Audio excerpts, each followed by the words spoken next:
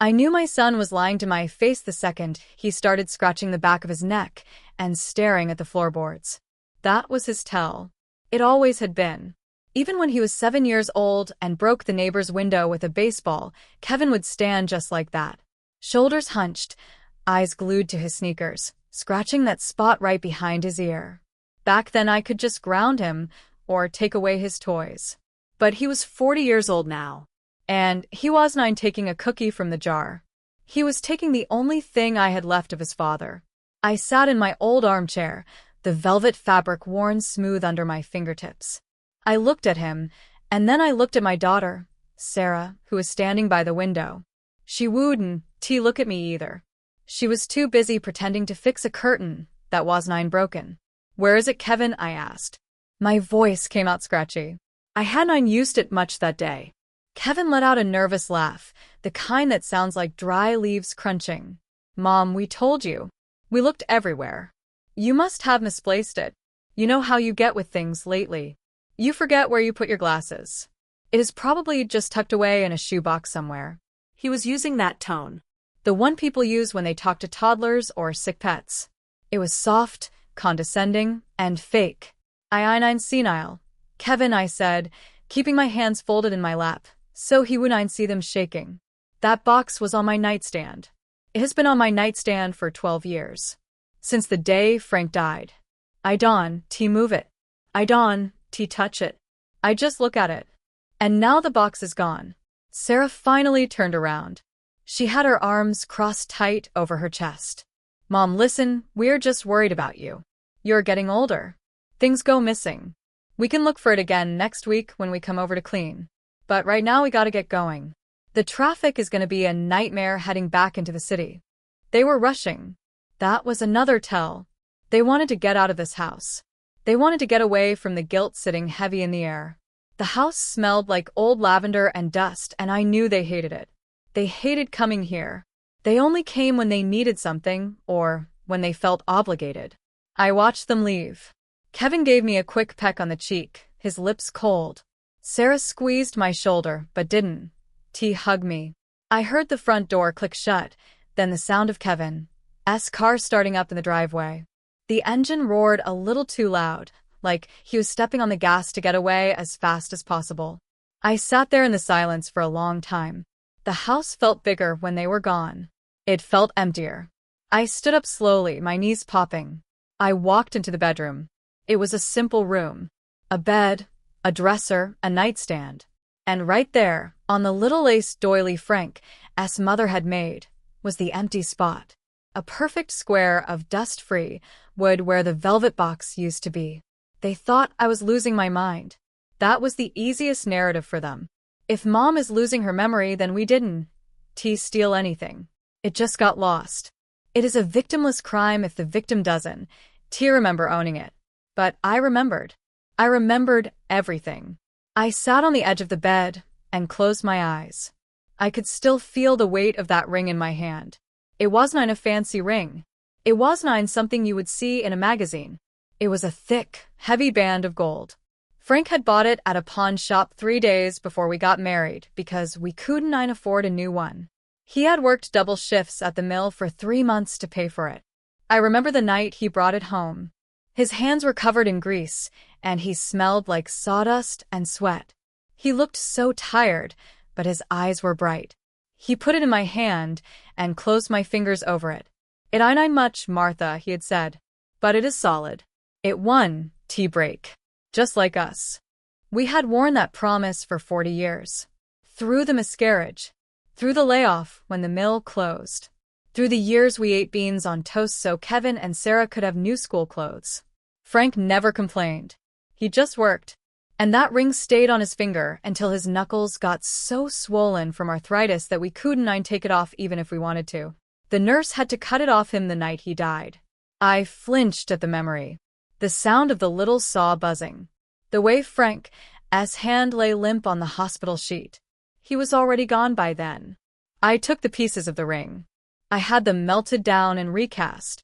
Not into a new shape, but back into the same simple band. I made it whole again. But before I brought it home, I had done something else. Something I never told Kevin. Something I never told Sarah. I reached under my mattress. My fingers fumbled until I felt the cool plastic of a file folder. I pulled it out. Inside were my important papers.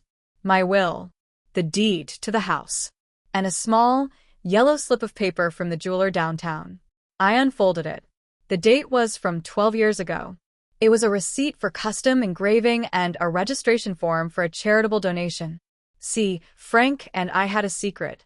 We weren't rich, but we were grateful. We always said that if we ever came into money, we would help the women in this town who had nobody. The widows. The ones who got left behind with rent to pay and mouths to feed and no skills to work. Frank used to fix their sinks and porches for free on weekends.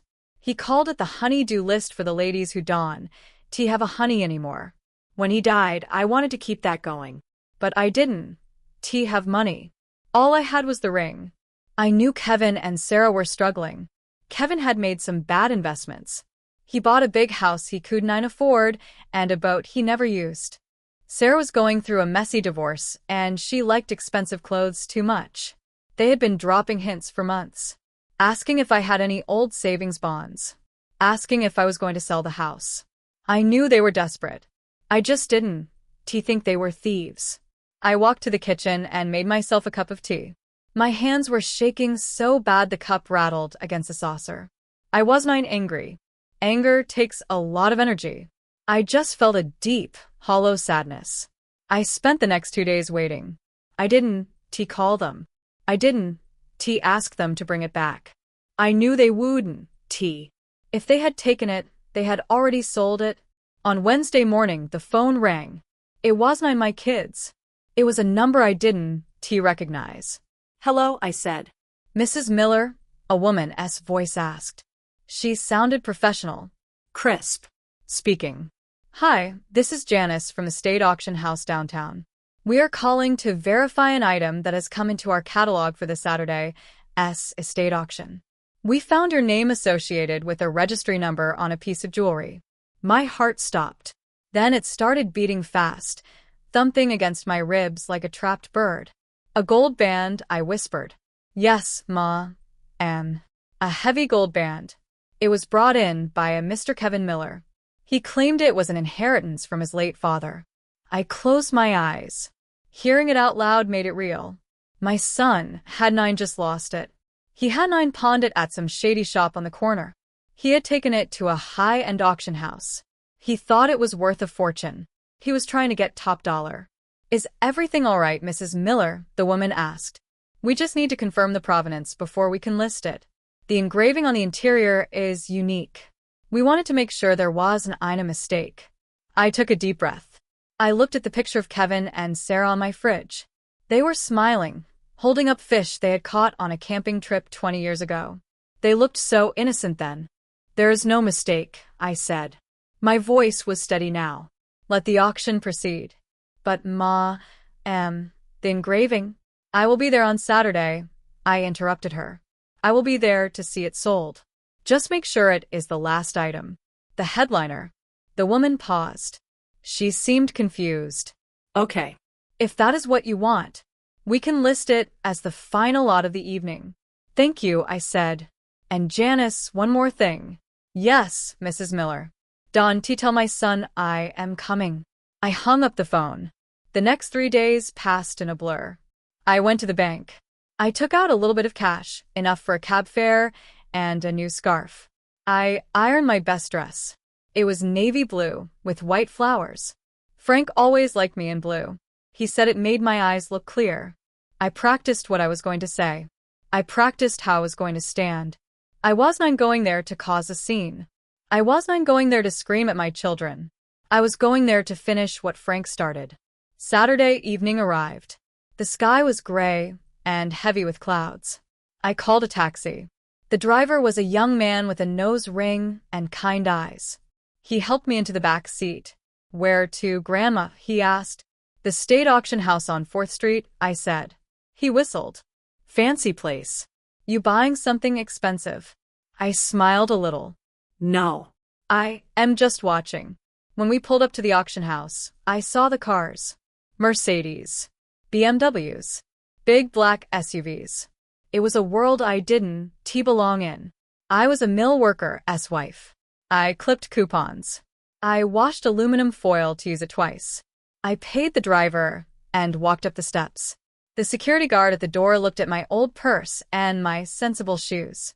He hesitated for a second, like he was going to tell me the bingo hall was down the street. Name, he asked. Martha Miller, I said, lifting my chin.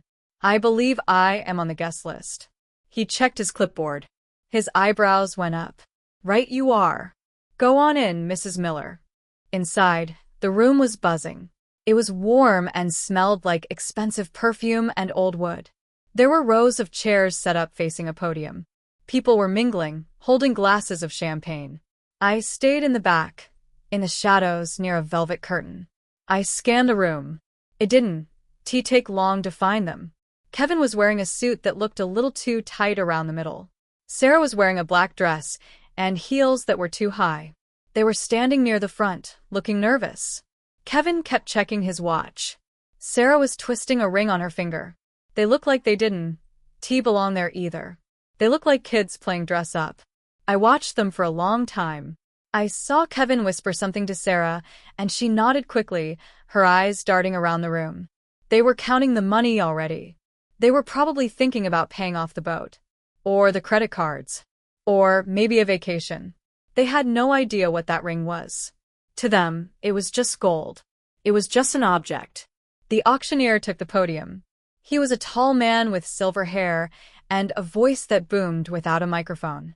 Ladies and gentlemen, please take your seats. We have a wonderful collection tonight. The crowd settled. The murmuring died down. I sat in a chair, in the very last row. Nobody looked at me. I was just an old woman in a floral dress. I was invisible. The auction began. It was slow at first. Paintings of landscapes, antique vases, a set of silverware. I watched Kevin and Sarah.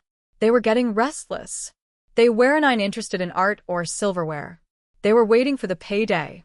Every time the auctioneer hammered the gavel, Kevin would jump a little. He was sweating. I could see the shine on his forehead from here. Finally, after an hour, the room grew quiet. The auctioneer cleared his throat. And now, he said, looking down at his notes, we come to our final item of the evening. Lot 402. A hush fell over the room. Two assistants brought out a small stand. On it, under a glass case, sat the ring. It looked small under the bright lights. It looked lonely. This is a heavy 24-karat gold men's wedding band, the auctioneer announced. The gold is vintage, melted down and recast. The weight is substantial. But what makes this piece unique is not the gold itself. Kevin sat up straighter. Sarah leaned forward. This was it. They thought he was going to talk about the purity or the history. The auctioneer picked up a card. The seller, a Mr. Kevin Miller, has listed this as a family heirloom. Kevin puffed out his chest a little. However, the auctioneer continued, his voice dropping an octave. There is an inscription on the inner band. An inscription that was registered 12 years ago with the Widow's Hope Foundation. I saw Kevin freeze. He stopped moving. Sarah turned her head to look at him, her mouth slightly open. The auctioneer paused for effect. He looked out over the crowd. The inscription reads, "For the ones left behind." The value of this ring is registered to provide shelter for women who have lost their spouses. This ring was not legally the property of the seller to keep. It is the property of the foundation, held in trust by Mrs. Martha Miller. The room went dead silent. You could hear a pin drop. I saw the color drain out of Kevin's face. He looked like a ghost. He looked around wildly, like he was looking for an exit. Sarah put her hand over her mouth. The auctioneer looked directly at Kevin. Mr. Miller, it seems there has been a misunderstanding regarding the ownership of this item. Everyone turned to look at Kevin. The people in the fancy suits. The ladies with the diamonds. They were all staring at him. He shrank down in his seat. He looked small. He looked like the little boy who broke the window. But this time, there was no way to hide. Then the auctioneer looked up. He scanned the back of the room. I believe Mrs. Miller is in attendance tonight, he said. I took a deep breath. My legs felt heavy, but I stood up. I stepped out of the shadows. The heads turned. Hundreds of eyes on me. I didn't look at the crowd. I looked straight at my son. He saw me. His eyes went wide. Mom, he mouthed. I walked down the center aisle. My cane tapped against the hardwood floor. Top, top, top. It was the only sound in the room. I walked right past the people staring. I walked right past the security guards. I walked until I was standing 10 feet away from Kevin and Sarah. They wouldn't look at me. They were staring at their shoes. Just like when they were kids. I didn't scream. I didn't yell. I just looked at the auctioneer and nodded. Thank you, I said. My voice was clear. It didn't shake. The auctioneer smiled kindly. Mrs. Miller, would you like to say a few words about the piece before we proceed with the charity bidding? I looked at the ring in the glass case. Then I looked at my children. Yes, I said. I would. I walked up to the podium. The microphone was a little too high, so the auctioneer lowered it for me. I gripped the sides of the podium. My husband Frank wasn't a rich man, I started. I looked out at the crowd. But he was a good man. He worked with his hands. He came home tired every day so his family could have food on the table. I paused. I saw Sarah wiping a tear from her eye. Kevin was shaking his head, his face in his hands. This ring, I said, pointing to the case. It represents 40 years of struggle. 40 years of love. When Frank died, we didn't have insurance. We didn't have a portfolio. All we had was the love we gave each other. I took a breath. My children told me this ring was lost, I said. I didn't look at Kevin, but the room knew who I was talking about. They told me I had misplaced it. They told me my memory was going. A murmur went through the crowd. A sound of disapproval. But I didn't lose it, I said. And I didn't lose my memory. I remember the day Frank told me that we had to help people. He said that if you have something of value, you don't hoard it.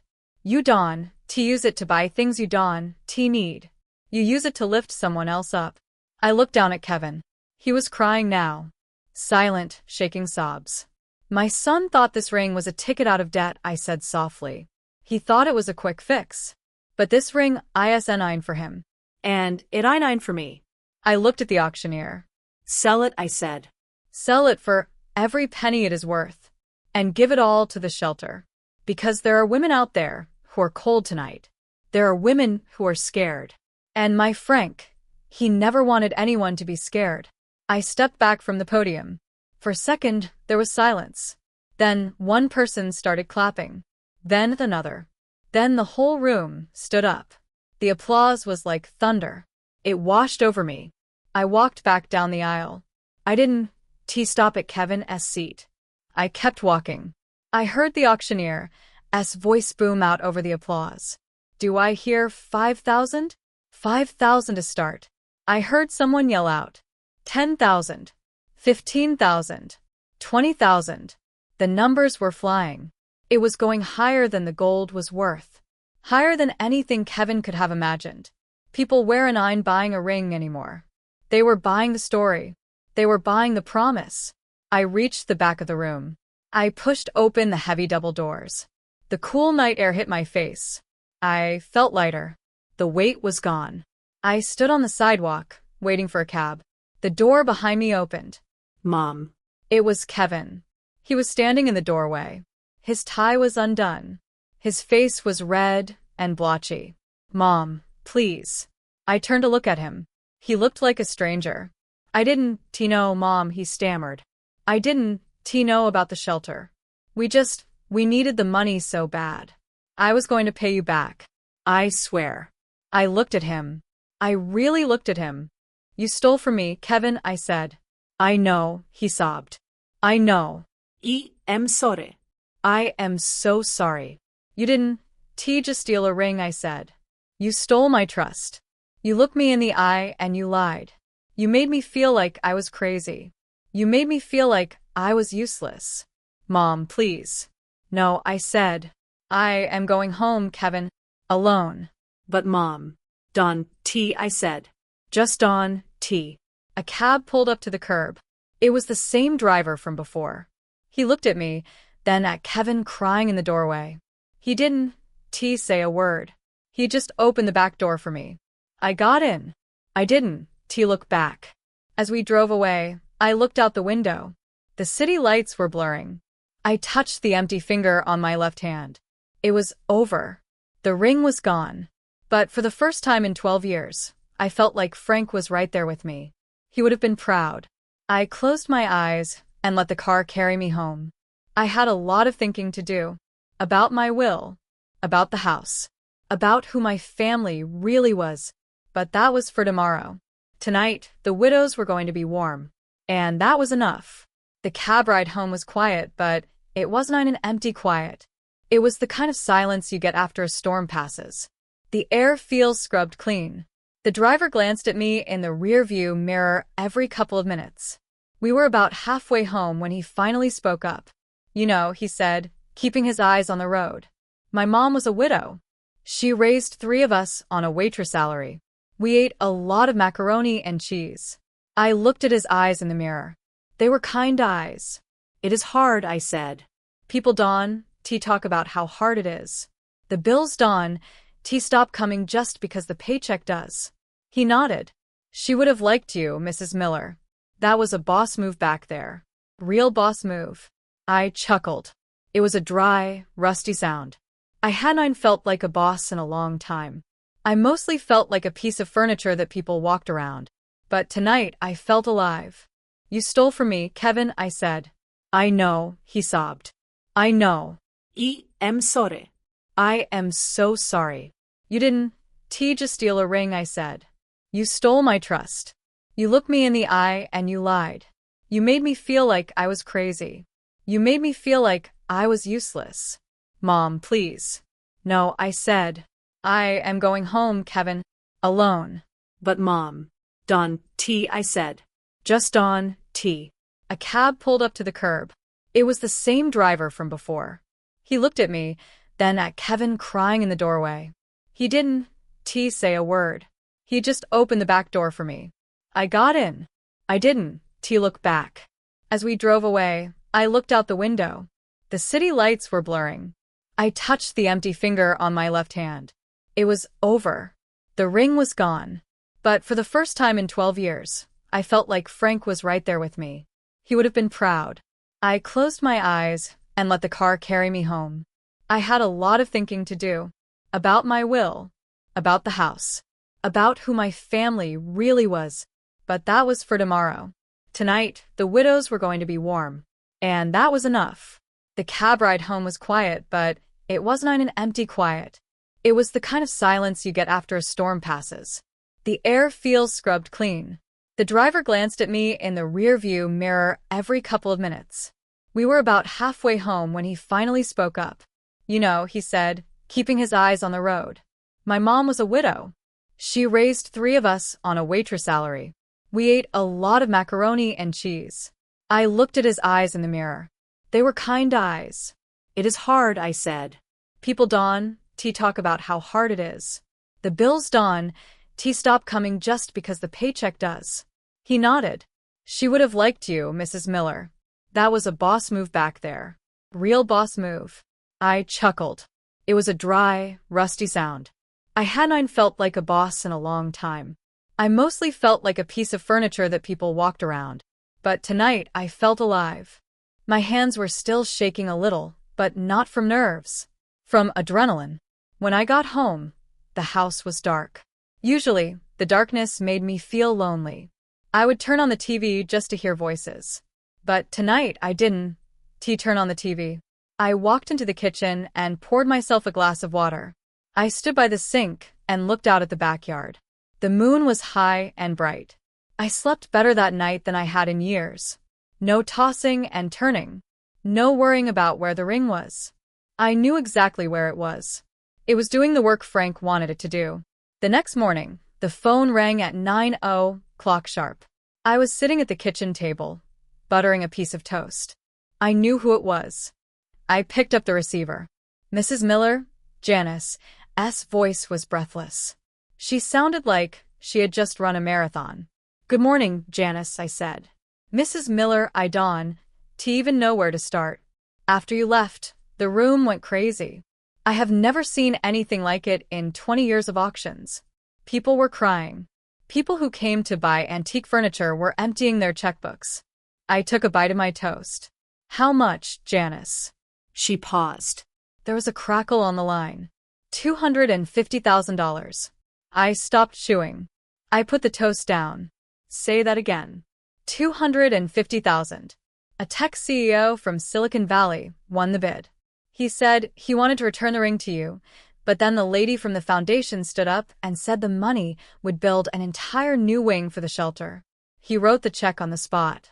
And Mrs. Miller, he gave the ring to the foundation too. He said they should frame it in the lobby. I felt tears prick my eyes. Hot, fast tears.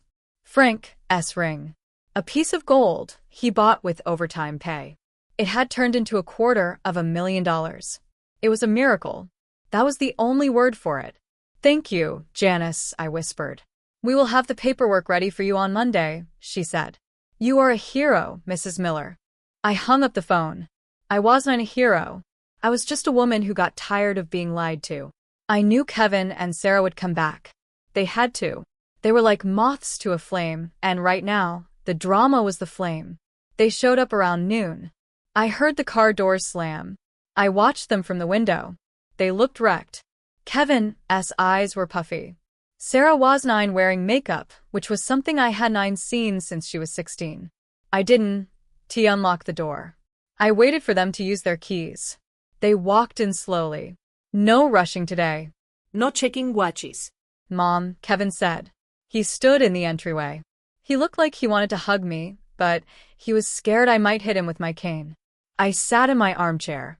I didn't get up. Come in, I said. Sit down. They sat on the sofa. The same sofa where they used to build forts when they were little. They looked so big now. And so lost. We saw the news, Sarah said quietly. Her voice was shaking. It is all over the internet. Someone filmed it. The video has 1 million views. I nodded. I figured as much. Mom, people are saying terrible things about us, Kevin said. He put his head in his hands. They are calling us monsters. My boss called me this morning. He wants to have a meeting about my future at the company. I looked at him. I felt a twinge of pity, but I pushed it down. This was the bed he made. You tried to sell a charity donation for pocket money, Kevin, I said. What did you expect? I didn't know, he wailed. I swear I didn't know. But you knew it was mine, I said. My voice was hard. You knew it belonged to your father. You knew I kept it on my nightstand. You came into my house, you took it, and you lied to my face. You gaslit me. You told me I was crazy. They were silent. The truth hung in the air like smoke. Why, I asked. Just tell me why. Sarah looked at the floor. I have credit card debt, Mom. $42,000. I kept buying things to make myself feel better about the divorce. I couldn't stop. Kevin sniffled. I owe money to some bad people. The boat. I took a loan from a shark. I was scared, Mom. I thought the ring was worth maybe $5,000. Just enough to get them off my back for a month. I looked at my children. My beautiful, broken, greedy children.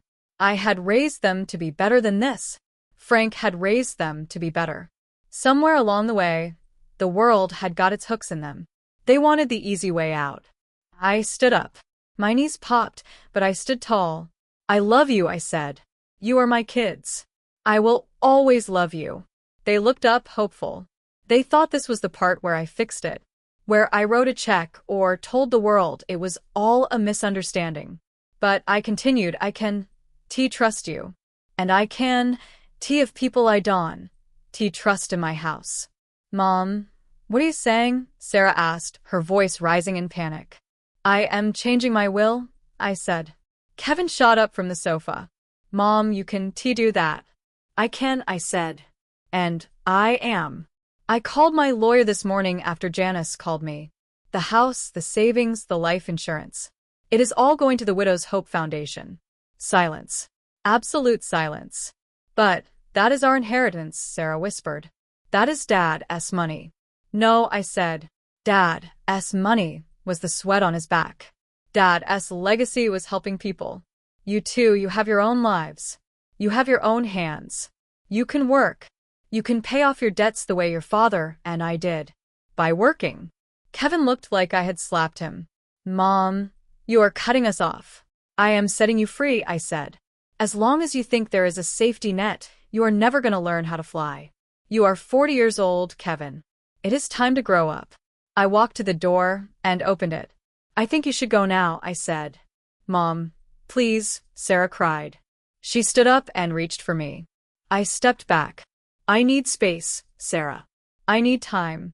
Maybe in a few months, we can get coffee. Maybe we can talk. But right now, every time I look at you, I see that empty spot on my nightstand. And it breaks my heart. They left. They cried, they begged, but they left. I watched them drive away. I closed the door and locked the deadbolt. Click. It was the sound of a chapter ending. 2 weeks later, I went to the shelter. It was a brick building on the east side of town. It used to be an old schoolhouse. There were construction trucks outside. Men in hard hats were already working on the foundation for the new wing. Janice met me at the door. She gave me a hug that almost cracked my ribs. Mrs. Miller, you have to see this, she said. She led me inside. The lobby was painted a soft yellow. It smelled like oatmeal and coffee. There were women sitting in chairs, talking. Some had bruises on their faces. Some just looked tired. Kids were playing in a corner with a box of blocks. On the wall right by the front desk was a frame. Inside, resting on a velvet cushion, was Frank's ring. Underneath it was a brass plaque. It read, "The promise ring donated by Frank and Martha Miller, proof that love is stronger than gold." I put my hand on the glass. I could feel the cold surface, but I felt warm inside. A woman walked up to me. She was young, maybe 30. She was holding a baby on her hip.